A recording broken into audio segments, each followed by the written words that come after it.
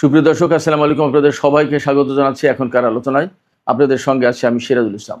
দর্শক, একজন আমেরিকান সেনাকে দুনিয়া থেকে বিদায় করতে পারলে অথবা জীবিত বা মৃত অবস্থায় ধরে দিতে পারলে 30,000 মার্কিন ডলার পুরস্কার ঘোষণা করা হয়েছে। এদিকে ইরানের সামরিক বাহিনীর জেনারেল স্টাফ মেজর জেনারেল আমির হাতামি তিনি বলেছেন, হরমুজ প্রণালী এলাকা থেকে আমেরিকাকে তাড়িয়ে দেওয়া হয়েছে এবং আর তারা কখনো ফিরতে পারবে না, স্থায়ীভাবে তাদেরকে বহিষ্কার করা হয়েছে। এদিকে মার্কিন প্রেসিডেন্ট ডোনাল্ড ট্রাম্পকে একজন বিভ্রান্ত ও পরাজিত ব্যক্তি হিসেবে উল্লেখ করেছেন জেনারেল আমির হাতামি। এদিকে ইরানের একজন শীর্ষ পর্যায়ের সামরিক কর্মকর্তা, যিনি এই যুদ্ধের বিষয়ে অনুসন্ধান কমিটির প্রধান ব্রিগেডিয়ার জেনারেল সাইয়েদ মোহাম্মদ বাকির জাদে, তিনি বলেছেন কাতারের হাতে ইরানের 3 পাইলট আটক আছে এবং তাদেরকে সরেজমিনে পরিদর্শন করার অনুমতি দেওয়ার আহ্বান জানিয়েছেন তিনি কাতারের প্রতি। কিন্তু কাতার বলছে ইরানের কোনো পাইলট কাতারের হাতে বন্দী নেই। ব্যাপারটা নিয়ে বেশ একটা জটিল অবস্থা তৈরি হচ্ছে মনে হচ্ছে। এদিকে ইরান এবং মধ্যপ্রাচ্যের যে পরিস্থিতি, এই যুদ্ধকে কেন্দ্র করে মার্কিন প্রেসিডেন্ট ডোনাল্ড ট্রাম্পের জনপ্রিয়তায় মারাত্মক রকমের ধস নেমেছে।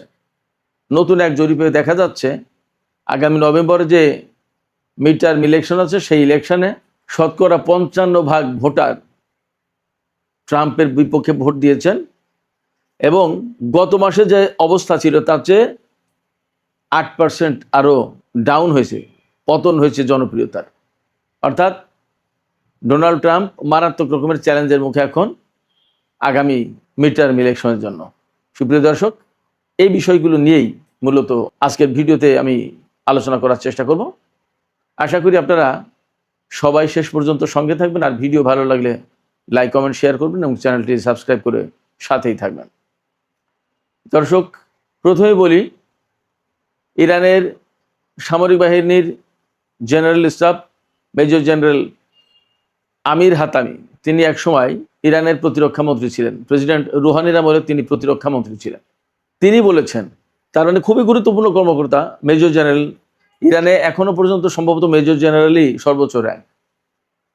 তো এই আমির হাতামি বলছেন যে একজন আমেরিকান সেনাকে হত্যা করতে পারলে, এটা আমি আমার কথা বলছি না, তার কথা বলছি, তিনি বলেছেন, আমির হাতামি বলেছেন যে একজন আমেরিকান সেনাকে হত্যা করতে পারলে 30,000 ডলার পুরস্কার দেওয়া হবে। আর যদি একজন আমেরিকান সেনাকে ধরে দেওয়া হয়, তাই একই পরিমাণ পুরস্কার। তো আর একজন আমেরিকান সেনাকে যদি ধরে আনা হয়, ইরানি সামরিক বাহিনীর কাছে ধরে হস্তান্তর করা হয়, তাহলেও একই পরিমাণে পুরস্কার দেওয়া হবে। এখানে তিনি মজার আর একটা ঘোষণা দিয়েছেন যে এই যে হত্যার কাজটা অথবা ধরে আনার কাজটা, মার্কিন সেনাদেরকে আটক করার কাজটা, এটা যদি কোনো নারী করতে পারে তাহলে পুরস্কার হবে ডাবল। শুধু তাই না, যে অস্ত্র ব্যবহার করা হবে সেই অস্ত্রকে ইরানের সামরিক বাহিনী কিনে নেবে এবং ইরানের বিশেষ কোনো জাদুঘরে বিশেষ মর্যাদায় সেই অস্ত্র রাখা হবে। জেনারেল আমির হাতামির এই যে ঘটনা কিন্তু বিশ্বে তোলপাড় সৃষ্টি করেছে। এই ঘোষণার কারণে সম্ভবত মধ্যপ্রাচ্যে মার্কিন সেনাদের উপস্থিতি আরও বেশি নাজুক হয়ে গেল। মার্কিন সেনারা এখানে উপস্থিত থাকতে, অর্থাৎ এই অঞ্চলে মোতায়েন থাকতে খুব ভয়ের ভেতরে থাকবে। জেনারেল আমির হাতামি আরও বেশ কিছু কথা বলেছেন। তিনি মার্কিন প্রেসিডেন্ট ডোনাল্ড ট্রাম্পকে একজন বিভ্রান্ত ও পরাজিত ব্যক্তি হিসেবে উল্লেখ করেছেন। তিনি বলেছেন ডোনাল্ড ট্রাম্প কখন কি বলেন আর কখন কি করেন তার কোনো ঠিক ঠিকানা নেই, এবং ফ্যাক্ট হচ্ছে মার্কিন সেনারা মধ্যপ্রাচ্যে পরাজিত হয়েছে। আর ডোনাল্ড ট্রাম্পের যে বিভ্রান্তিকর কর্মকাণ্ড, এর জন্য তিনি তাকে একজন বিভ্রান্ত ব্যক্তি হিসেবে উল্লেখ করেছেন। একই সাথে জেনারেল আমির হাতামি তিনি আরও কিছু কথা বলেছেন। মার্কিন প্রেসিডেন্ট ডোনাল্ড ট্রাম্পের একটি বক্তব্যের প্রেক্ষাপটে বলেছেন, ডোনাল্ড ট্রাম্প যে হরমুজ প্রণালীকে নিজেদের বলে ঘোষণা দিতে চাইছেন, সেই ডোনাল্ড ট্রাম্প হরমুজ প্রণালী এলাকায় এসে তার ঠ্যাং ভেঙে দেবে ইরানের সামরিক বাহিনী। তিনি ঠিক ঠ্যাং বলেননি, বলেছেন পা ভেঙে দেবে। কিন্তু আমরা তো এমনি সাধারণ কথা বলি না যে একেবারে ঠ্যাং ভেঙে দেবো, সেই ঠ্যাং ভেঙে দেওয়ার মতোই কথা আসলে। তিনি বলেছেন যে ট্রাম্পের একেবারে পা ভেঙে দেবে কারা? হরমুজ প্রণালীর যারা রক্ষক। হরমুজ প্রণালীর যারা রক্ষক, কারা রক্ষক? তিনি বলেছেন ইরানের সেনারা হরমুজ প্রণালীর রক্ষক এবং ইরানের সেনারাই ডোনাল্ড ট্রাম্পের পা ভেঙে দেবে। এই কথা ধারাবাহিকতায় মেজর জেনারেল আমির হাতামি তিনি বলছেন, যুদ্ধের প্রথম দিকেই মার্কিন বাহিনীকে হরমুজ প্রণালী এই এলাকা থেকে একেবারে বিতাড়ন করা হয়েছে, বিতাড়িত করে দেওয়া হয়েছে। একটা দিনের জন্যও যুদ্ধ শুরুর পরে মার্কিন সেনারা পারস্য উপসাগর এবং হরমুজ প্রণালীতে ঢুকতে পারেনি। শুধু তাই না, তিনি আরো গুরুগম্ভীর অত্যন্ত গুরুত্বপূর্ণ একটা তথ্য দিয়েছেন। তিনি বলেছেন, আমেরিকা যে তাদের দ্বিতীয় বৃহত্তম বিমানবাহী রণতরী আব্রাহাম লিঙ্কন মোতায়েন করেছিল ভারত মহাসাগরে, এই জাহাজে অন্তত একবার ইরানের সেনারা হামলা চালিয়েছে, সফলভাবে হামলা করতে, আঘাত হানতে সক্ষম হয়েছে। গত 2-3 দিন আগে একটা খবরে বলা হচ্ছিল, আমি ওই অংশটা তখন আসলে এড়িয়ে গেছি, যে ব্যাপারটা কি আমি ক্লিয়ার হতে পারিনি। সেই খবরে বলা হচ্ছিল যে আব্রাহাম লিঙ্কনের যে সমস্ত সংকট, ওয়াশরুমের সংকট, গোসলখানার সংকট, সাবান নেই, দুধ নেই, খাবার দাবার কম, এরকম নানাবিধ সংকটের কথা বলছিল। আরেকটা সংকটের কথা বলা হচ্ছিল যে এই জাহাজের ডেকে সমস্যা আছে। তো জাহাজের ডেকে কি সমস্যা এবং সেটার সাথে সেনাদের কি সম্পর্ক, আমি সেটা বুঝতে পারছিলাম না। এখন বুঝলাম যে ওই যে ইরানের ক্ষেপণাস্ত্র আঘাত করেছিল, সেই ডেক ভেঙে চলে গেছে। জাহাজের যে ডেক থেকে বিমানগুলো, যুদ্ধ বিমানগুলো উড়ে যে হামলা চালায়, সেই ডেক ক্ষতিগ্রস্ত হয়েছে এবং সেনারা স্বাভাবিক কার্যক্রম চালাতে পারছে না। এটাও তো আরেকটা বিষয়। এবং হুট করে যে সেই জাহাজ ঠিক করে ফেলবে তাও মনে হয় পারেনি। এবং আমরা তো পরবর্তীতে দেখেছি মার্কিন সেনারা ভারত মহাসাগরে এই রণতরী নিয়ে থাকলেও একটা পর্যায়ের আমেরিকার বিরুদ্ধে কিন্তু তারা হামলা চালাতে পারছিল না। অন্যান্য সংকটের সাথে এই জাহাজ থেকে বিমান হামলা চালানোর মতো পরিবেশও মনে হয় ছিল না, এটা বোঝা যাচ্ছে। আমির হাতামি সেই কথাই বলেছেন যে অন্তত একবার ইরান সফলভাবে এই আব্রাহাম লিঙ্কন বিমানবাহী রণতরীতে ক্ষেপণাস্ত্র দিয়ে আঘাত হানতে সক্ষম হয়েছে। ব্যাপারটা যদি তাই হয় তাহলে এটা ইরানের জন্য অনেক বড় ব্যাপার। আমেরিকার কোনো জাহাজই ইরানের ক্ষেপণাস্ত্রের আওতায় নিরাপদ নয়, এটা পরিষ্কার হয়। আমি আপনাদেরকে এই ফাঁকে আর একটা তথ্য দিই। এই তথ্যটা গত 2-3 দিন ধরে ঘুরছে, আমি আসলে উল্লেখ করিনি, কিন্তু এই প্রসঙ্গক্রমে আমি উল্লেখ করছি। সেটা হচ্ছে ইরান গত 2-3 দিন ধরে একটা প্রদর্শনী করেছে একেবারে পাহাড়ের অভ্যন্তরে গভীরে বিশেষ একটা জায়গায়। তাতে দেখানো হয়েছে এই যুদ্ধের সময় ইরানের ক্ষেপণাস্ত্র এবং ইরানি সেনাদের হামলায় কিভাবে মার্কিন F-15, তারপরে হারকিউলিস বিমান বা আরও যে সমস্ত বিমান ভূপাতিত হয়েছে। এরপরে 170টা ড্রোন দেখিয়েছে। আমেরিকা এবং ইসরায়েলের ড্রোন ভূপাতিত করেছে ইরান। সেই সমস্ত ড্রোনের ভগ্নাংশ, কোনোটা প্রায় অক্ষত, বিভিন্ন ড্রোন, বিভিন্ন বিমান, বিভিন্ন পর্যায়ে, কোনোটা ভাঙা চোরা পার্টসপত্র, এগুলো দেখিয়েছে। তার মানে হচ্ছে ইরান আসলে আমেরিকার সামনে এই যুদ্ধে মূর্তিমান আতঙ্ক হয়ে দেখা দিয়েছিল। এবং ইরানের পক্ষ থেকে আমেরিকার বিরুদ্ধে যে সমস্ত অভিযান চালানো হচ্ছে, এগুলো আশ্চর্যজনক অভিযান। এই সমস্ত অভিযানে আমেরিকা যে এইরকমভাবে নাকানি চুবানি খেয়ে যাবে, হয়তো ইরান নিজেও এটা কল্পনা করতে পারেনি। এবং পরবর্তীতে ইরান কিন্তু এই অভিযানের মাত্রা বা তাদের প্রতিরোধের মাত্রা কিন্তু বাড়িয়ে দিয়েছে ধীরে ধীরে। তার মানে ইরান বুঝে গেছে আমেরিকার দুর্বলতাগুলো কোথায়। এই দুর্বলতাগুলো খুঁজে খুঁজে ইরান হিট করেছে। ইরানের সামরিক বাহিনী আজকে আমেরিকাকে একেবারে পরিপূর্ণভাবে পরাজিত করার অঙ্গীকার ব্যক্ত করেছেন।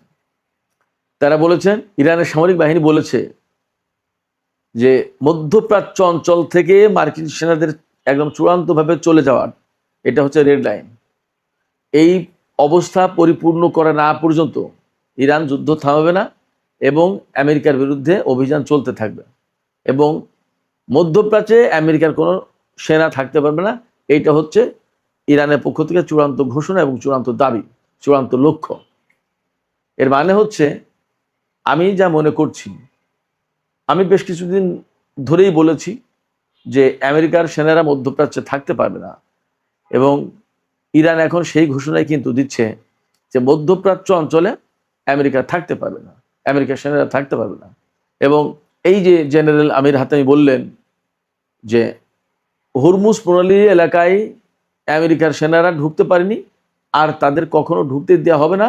হরমুজ স্থায়ীভাবে আমেরিকা ইসরায়েলের জন্য নিষিদ্ধ হয়ে গেছে এবং জাতীয় সংসদ থেকেও কিন্তু এই ধরনের একটা প্রস্তাব বা বিল পাশ করা হয়েছে। অতএব হরমুজ প্রণালী এলাকা এবং হরমুজ প্রণালীর আশপাশ টোটাল মধ্যপ্রাচ্য এর কোথাও আমেরিকার সেনাদের জন্য আসলে জায়গা রাখতে চাইছে না ইরান। তারা কতদিনে এই ঘোষণা, এই অঙ্গীকার বাস্তবায়ন করতে পারবে সেটা একটা দেখার বিষয়। সুপ্রিয় দর্শক, আমরা গতকালকে বলেছিলাম একটা ভিডিওতে যে ইরানের অন্তত 3 জন পাইলট কাতারে বন্দী রয়েছে। তারা মার্চের 2 তারিখে কাতারে বিমান হামলা চালাতে গিয়েছিল SU-24 মডেলের বিমান নিয়ে।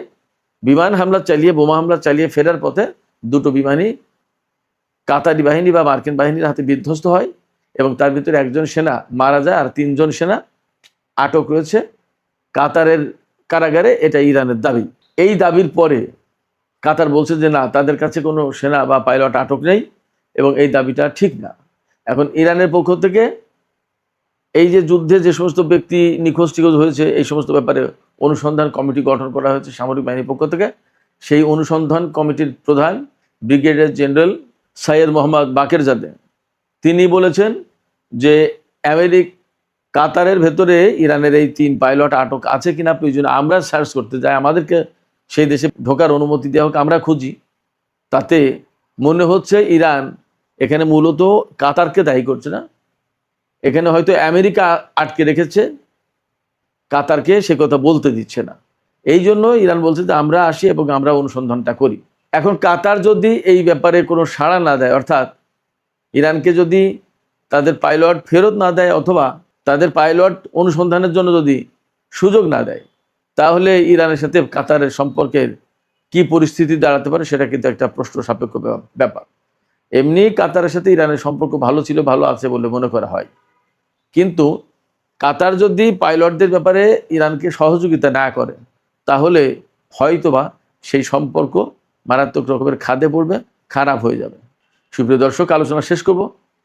একটা বিষয় তার আগে একটু জানাই, সেটা হচ্ছে মার্কিন প্রেসিডেন্ট ডোনাল্ড ট্রাম্পের পারফরমেন্স, তার জনপ্রিয়তা, এই সমস্ত ব্যাপারে একটা নতুন জরিপ চালানো হয়েছে। সেই জরিপে দেখা যাচ্ছে যে ডোনাল্ড ট্রাম্পকে আগে যে পরিমাণে মানুষ পছন্দ করতো তার চেয়ে অনেক অনেক কমে গেছে। আজকে নতুন জরিপে স্বতন্ত্র লোকজন 57% তারা ডোনাল্ড ট্রাম্পের পারফরমেন্সে খুশি না, তারা তাকে পছন্দ করে না এবং তারা মনে করে যে ডোনাল্ড ট্রাম্পের আমলে আমেরিকার অর্থনীতি, আমেরিকার পরিস্থিতি খারাপ হয়েছে। 55% ভোটার একই কথা বলেছে। রিপাবলিকান দলের 4 ভাগের 1 ভাগ মানুষ ডোনাল্ড ট্রাম্পকে পছন্দ করছে না, তার নিজের দল। আর 3 ভাগের 2 ভাগ মানুষ মনে করছে যে দেশের অর্থনীতি, দেশ ভুল পথে পরিচালিত করছে ডোনাল্ড ট্রাম্প।